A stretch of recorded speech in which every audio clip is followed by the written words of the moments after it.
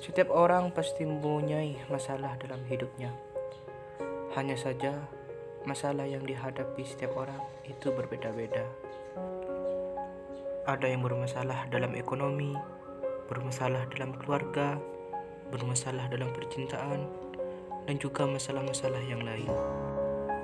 Tapi, terlepas dalam masalah apa kita saat ini, kita harus pandai-pandai dalam menanggapi masalah yang ada. Bagaimana kita menerima dan memanfaatkan suatu masalah menjadi sebuah mesin pendorong untuk hidup kita. Karena ada sebagian dari kita yang ketika tertimpa suatu masalah menjadikan kita pribadi yang lebih buruk. Namun ada juga yang sebaliknya. Ketika terkena masalah, justru ia menjadikan masalah itu sebagai motivasi dan pembelajaran untuk hidup yang lebih baik ke depannya.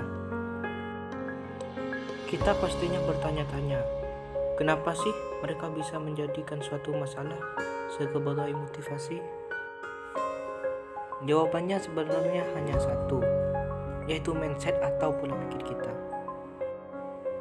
Pola pikir yang harus kita ubah di sini, bagaimana kita harus selalu berpikir positif dan berusaha mencari penyebab terjadinya masalah, serta jalan keluar dari masalah tersebut.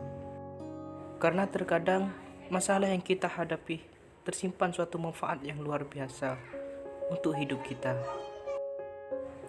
Pasti kalian tahu bahwa mereka yang sukses pernah mengalami masalah yang mungkin lebih besar dari masalah kita. Tapi mereka mampu menjadikan masalah itu sebagai landasan pacu buat hidup mereka. Bahkan sekelas artis pun pernah mengalami masalah, sampai masalah yang mereka hadapi mengharuskan mereka merasakan dinginnya hidup dalam jeruji besi. Jadi, ketika kita sedang dalam masalah, kita tidak boleh menyerah.